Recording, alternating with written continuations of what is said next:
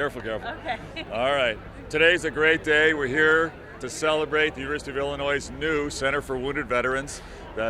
The lead donors were the Chez family. They were wonderfully generous. The state of Illinois supported as well, and it's a great day to celebrate. You know, veterans deserve every bit of support we can give them. Their service, their sacrifice, their dedication has kept us the greatest nation on earth, and especially veterans who've been wounded, they need our support so they can get a good education and get access to good careers. That's what this center's about, and it's a privilege, it's an honor to be part of the celebration today.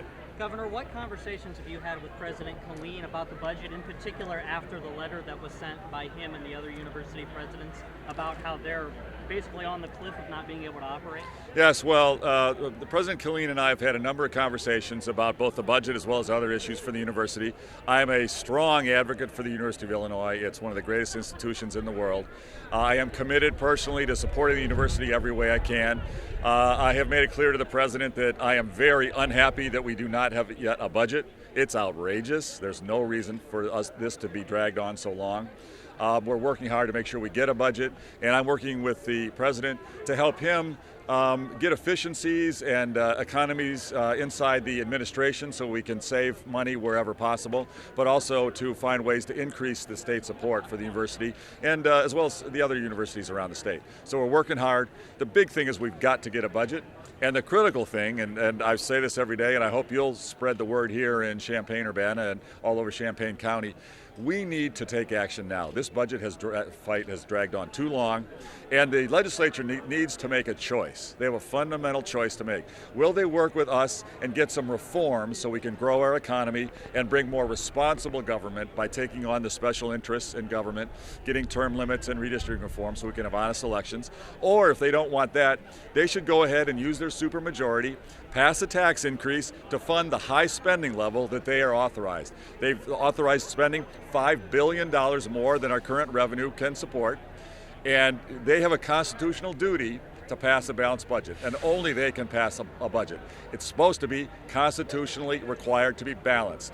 They need to either raise taxes. I won't support their raising taxes, but they have a supermajority to do it without me. They should go do that, or if they don't want to do that, I will work with them to raise taxes. We'll get a balanced budget, but I want to see us have reforms so we don't chase our tails down, chase businesses out of the state, hurt our homeowners, and continue the decline of competitiveness we've had in Illinois without reforms. We need reforms if we're going to increase taxes. If we don't get reforms, then they should raise taxes themselves. Governor, there was a story in the Tribune yesterday about your emergency rules, and you've been making changes to childcare and adult service eligibility via these emergency rules, which are only supposed to be used if there's a threat to public interest, safety, or welfare. Do you think that spending $150 million on childcare or elderly services constitutes an emergency? We have an incredible emergency with no budget. This has never happened in Illinois history. I don't know if it's happened in any other state's history. We're now in our 4th month without a budget. We're doing everything we can as an administration to try to keep the essential government services running. I am very unhappy that we don't have the money for child care right now. I don't want to cut child care. I don't want to cut back on many of the services that are suffering right now. I certainly don't want to close the State Museum. I love it, living in Springfield. That's a great institution. We're having to do things that I don't want to do, but we don't have a budget, and we are doing our darndest to manage with a real cash crisis. And that's why I'm calling on the legislature, take action, stop waiting.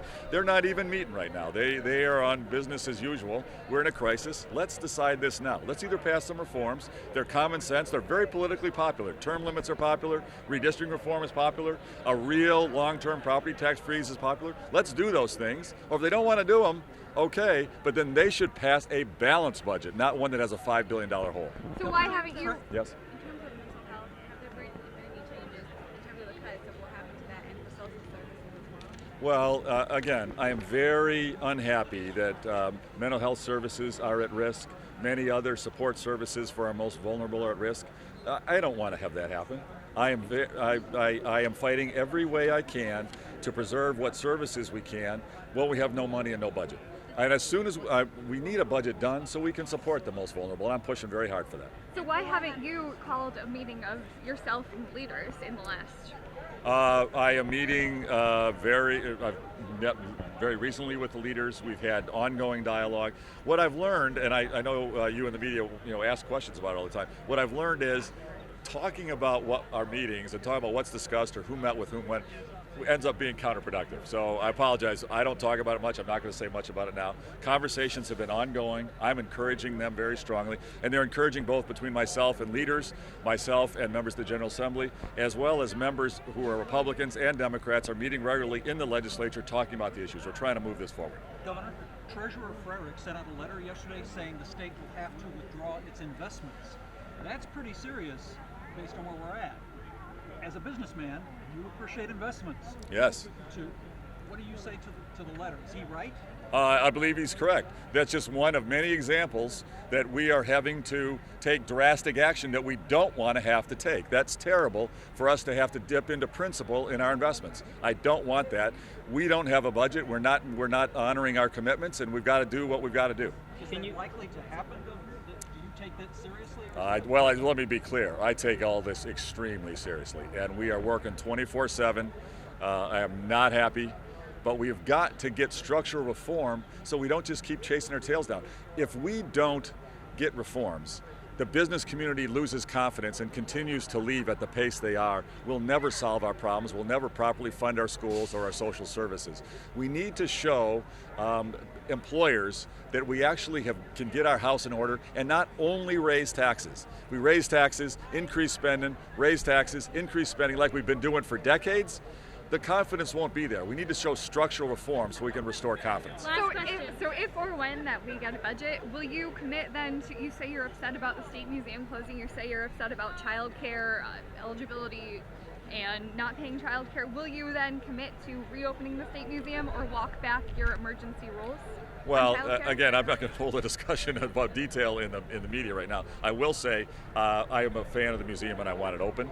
And I certainly believe in child care and early childhood education. My wife and I have been major donors to that cause for decades. So we are going to get things done right, but we need structural reform and a balanced budget. Thank you. Thank you very much. Thank you. Governor.